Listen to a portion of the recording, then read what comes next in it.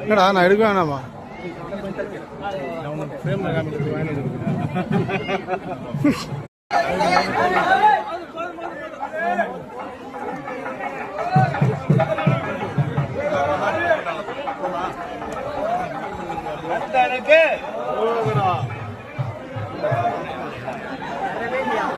சட்டமன்ற தொகுதியுடைய தமிழக வெற்றி கழகத்தினுடைய வேட்பாளர் மரியாதைக்குரிய நசீர் ராஜா அவர்கள் மற்றும் எங்களுடைய இயக்கத்தினுடைய தோழர்களும் இந்த நிகழ்ச்சிகளை கலந்து கொண்டு மிக சிறப்பான முறையில் எங்களுடைய பிரார்த்தனையை வைத்திருக்கின்றோம்.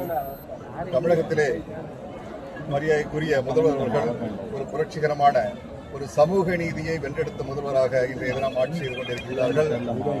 பெருந்தலைவர் காமராஜர் அவர்களும் பெரியார் அவர்களும் காந்தி அவர்களும் அம்பேத்கர் அவர்களும் நினைத்த ஒரு நல்லாட்சியை இன்றைய தினம் நீண்ட இடைவெளிக்கு பிறகு தமிழகத்திலே தலைவர் அவர்கள் கொடுத்துக் கொண்டிருக்கிறார்கள்.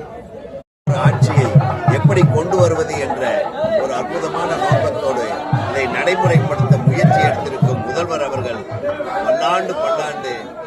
பல்லாயிரத்தாண்டு நீடூடி வாழ வேண்டும். எப்படியும் முருகனுக்கு தெரியும், எங்களுக்கு தெரியும். இன்னும் 30 ஆண்டுகள் நமது முதல்வர் விஜய் அவர்களுடைய ஆட்சியை யாராலும் அசைக்க முடியாது.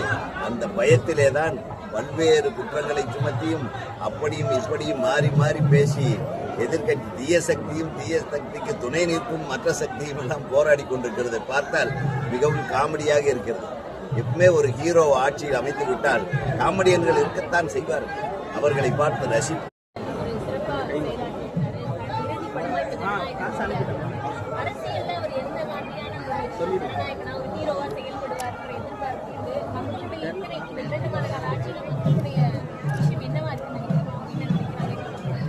அதாவது சினிமாவில் இருந்து திரைத்துறையிலிருந்து அண்ணா அவர்கள் வந்தார்கள், கலைஞர் வந்தார்கள், புரட்சித் தலைவர் எம்ஜிஆர் வந்தார்கள், அம்மா அவர்கள் வந்தார்கள். அதையும் மேலே ஒருபடி நான் உயர்வாக நினைப்பது என்னன்னா, நான் ஆட்சிக்கு வருவதற்கு முன்னாடி எலெக்ஷன் தேர்தலில் போட்டியிடும் போதே ஒரு முடிவு எடுத்த ஒரு தலைவர். நான் இதுதான் எனது கடைசி படம் என்று எந்த ஒரு தலைவர்